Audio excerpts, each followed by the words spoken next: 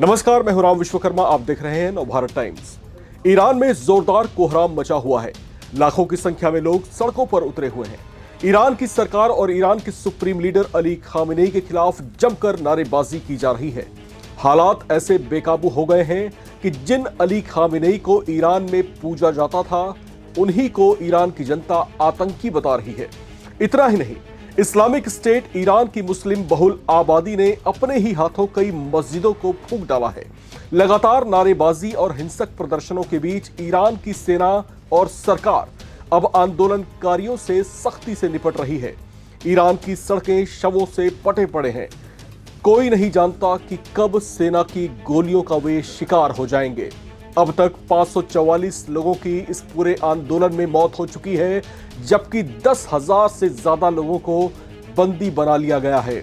Iran के attorney general Mohammad मोवाहिदी आजाद ने चेतावनी दी है कि प्रदर्शनों में हिस्सा लेने वाले किसी भी व्यक्ति को मुहारेब यानी अल्लाह का दुश्मन माना जाएगा। इस आरोप का मतलब यह है कि ईरान में सजाए मौत दे दी जाएगी। तो इस तरह के हालात अब ईरान में बने हुए हैं। आपको बताते चलें कि इस समय जो गतिविधियां ईरान में चल रही हैं, उसके पीछे एक बड़ा क्रम हम आपको बता दें वो लगातार चल रहा है। दरअसल ईरान की जो करेंसी है रियाल, उसमें जो है बड़ा डाउनफॉल देखा गया था। साल 2018 से लेकर के अब तक जो है लगातार ईरान जिस तरह के अंतर्राष्ट्रीय प्रतिबंधों को झेल रहा था और जिस तरीके से उससे उबरने की कोशिश कर रहा था, आखिरकार उसकी परिणति हो गई। लोगों के सब्र का पैमाना टूट गया। ईरान में जिस तरीके से महंगाई लगातार बढ़ती जा रही थी, जिस तरीके से वहां पर दिन ब दिन हालात ज्यादा से ज्यादा मुश्किल होते चले जा रहे थे, लोगों का जीना मुहाल होने लगा था। ईज ऑफ लिविंग वहां पर रही नहीं गई थी। ऐसे में जनता के पास आखिर विकल्प बचता भी क्या।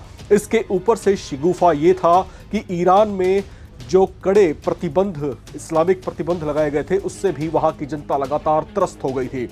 साल 1979 का वो दौर जब ग्रेट इस्लामिक रेवोल्यूशन ईरान में आता है, उसके बाद जिस तरीके से ईरान में जो है लगातार इस्लामिक बंदिशें लागू होती चली गई, जिस तरीके से खासतौर से महिलाओं के ऊपर जो है कई तरह के प्रतिबंध लगा दिए गए।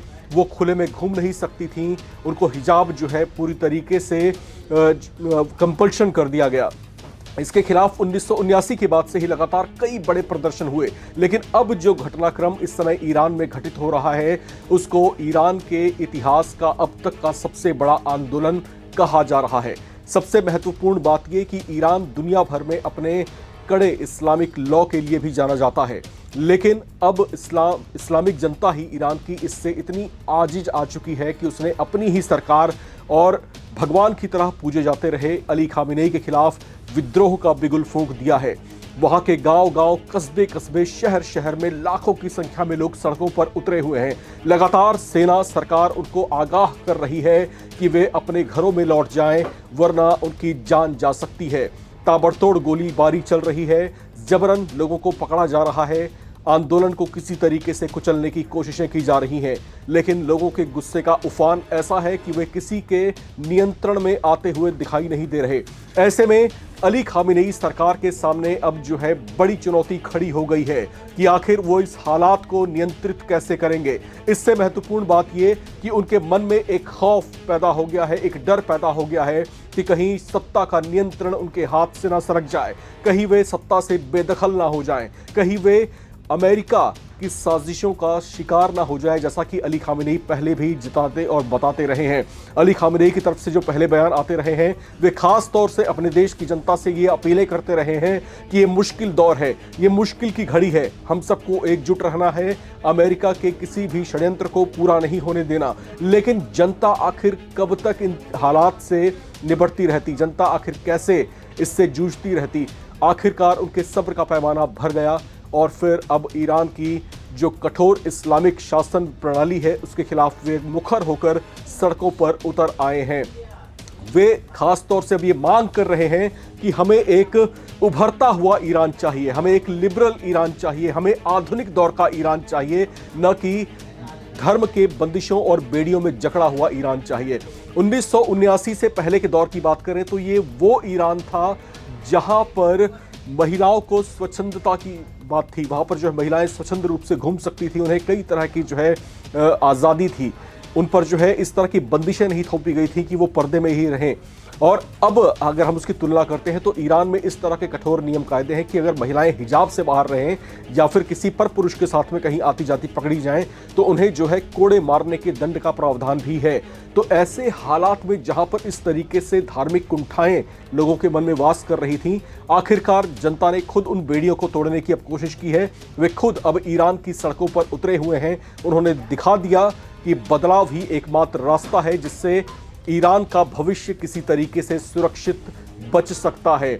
अब ईरान में जो आंदोलन चल रहा है, इसको लेकर के भारत की ओर से भी प्रतिक्रिया आई है।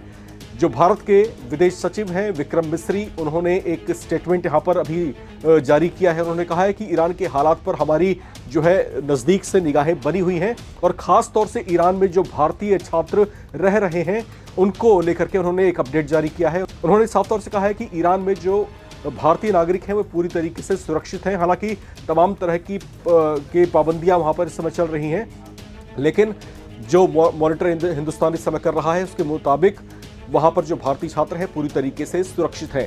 अब ईरान में जो इस समय का तमाम घटनाक्रम चल रहा है और जिस वजह से चल रहा है, इसको लेकर के आप क्या सोचते हैं वो लिख करके कमेंट बॉक्स में हमसे जरूर शेयर करें। देखते रहें नवभारत टाइम्स।